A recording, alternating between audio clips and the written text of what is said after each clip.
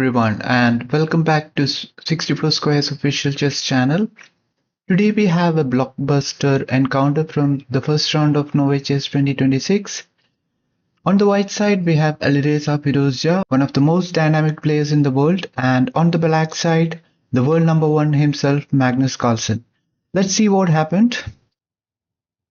Alireza starts with d4 and d5 responds Carlsen.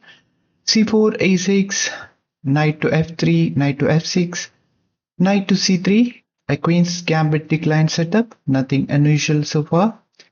h6, already a slightly provocative move, but it's exactly the kind of move Magnus likes, solid, practical and slightly offbeat. Now a3, Firouzja responds with a useful waiting move. He prevents bishop to b4 and keeps maximum flexibility.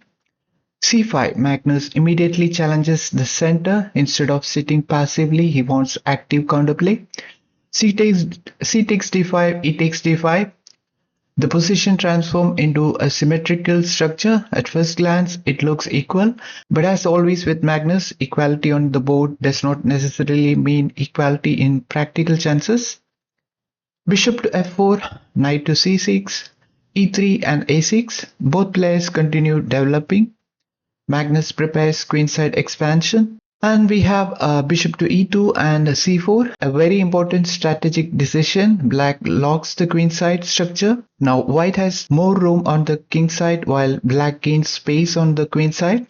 Now the battle lines are drawn. And here comes knight to e5. Firouzja places the knight on an aggressive central square. The knight eyes c6, d7 and f7. And now comes bishop to d6. Magnus immediately questions the bishop on f4, and both the players decide to castle on the king side.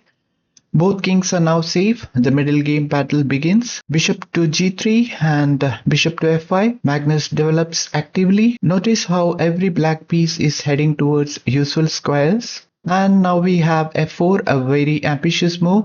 Firouzja wants space. He wants attacking chances.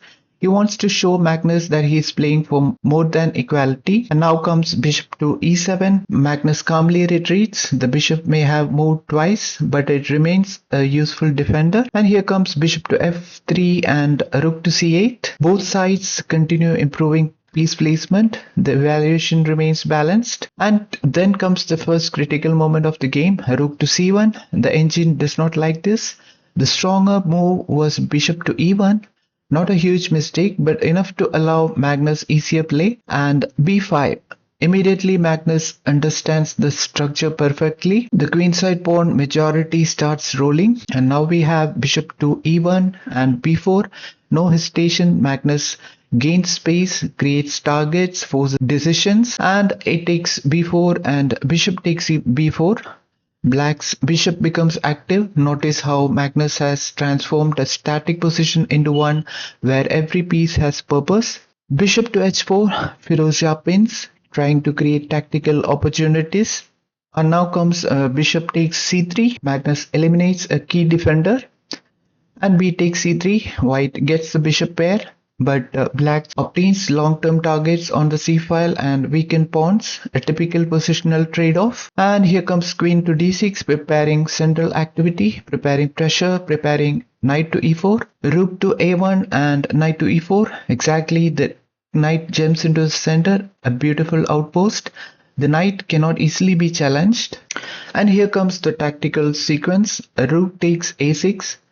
A very concrete decision. Firouzja grabs a pawn, and f6. Magnus immediately asks the bishop a question. No time for passive defense. And bishop takes e4 and bishop takes e4. And now black's pieces becomes very active. The bishop on e4 is a monster. And here comes knight to g4, queen to d7, protecting everything, improving everything. This is classical Magnus Carlsen. Knight to f2, knight to e7. The knight heads towards better squares. Both players are maneuvering. Neither side has a clear advantage as of now. Queen to e2, a very logical move. Queen to e2 and a rook to c6, very logical. Magnus activates the rook. Rook takes c6 and queen takes c6. All heavy pieces become centralized. And now comes a knight takes e4 and a d takes e4. The structure changes again, and suddenly we have an almost perfectly balanced position. The engine shows equality. And the endgame battle begins with rook to a1 and knight to d5. The game now enters the endgame battle. Magnus centralizes. The knight now dominates the important squares. Bishop to e1 and a rook to b8. Pressure against b2, pressure against the queen side. There is pressure everywhere. And now f5, Firouzja decides to create a kingside play. King to h7 by Magnus, a useful waiting move, stepping away from potential checks. Now queen to g4, white starts eyeing the king, and queen to d7, everything is still under control, the position remains equal, and here comes queen takes e4. Firouzja wins the pawn, but Magnus still has compensation, the game is not yet decided. Rook to e8, activating the rook, creating tactical threats, still roughly balanced. Queen to g4, defending and maintaining the pressure, and king to g8. And here comes the shocker, a blunder from Magnus Carlsen, a very rare sight. The evaluation explodes from equality to nearly +3. What was the correct move? And the engine screams knight takes e3. Magnus had active counterplay. The knight would invade, the rook would become dangerous. The game would remain balanced. Instead of king to g8, looks natural, but it loses control of the center and Firouzja immediately pounces. And from here, Firouzja takes over with e4. The move Magnus missed, a powerful central breakthrough. Now white's pawns become the stars of the show. Knight to e3, trying to activate the knight. Queen to f3, keeping everything protected. And comes knight to c2, the knight attacks, but it's too slow. Rook to c1, the knight is challenged, and knight to a3, still looking active, but activity alone is not enough. Bishop to g3, improving the bishop, supporting e5, and preparing domination.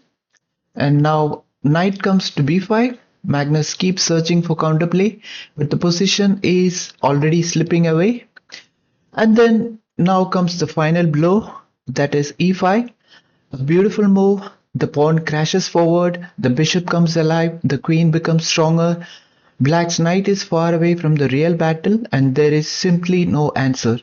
And it is at this position Magnus resigned. And Magnus' resignation, the reason for resignation is white's position is strategically winning. After the e5 advance, white's pass pawn becomes extremely dangerous and the bishop dominates the long diagonal. Black's king lack active defense. The knight on b5 is completely disconnected from the king side. And white will soon advance e6 and create decisive tactical threats. The engine evaluates the position at nearly +5 against a player of Firouzja's caliber. That's more than enough. For over 30 moves, this looked like a classic Magnus Carlsen grind. Small advantages, small improvements, small pressure. Then came one moment, one move, that is king to g8. And Firouzja instantly punished it with the powerful central breakthrough, that is e4. A reminder that even the greatest players in history can slip under time pressure. And when they do, elite players like Firouzja need only a single opportunity. And that's what makes chess so beautiful. Okay, so that's it. Thanks for watching 64 Squares official channel. Do like, subscribe, and remember, every masterpiece begins with just one move on 64 Squares. See you next time.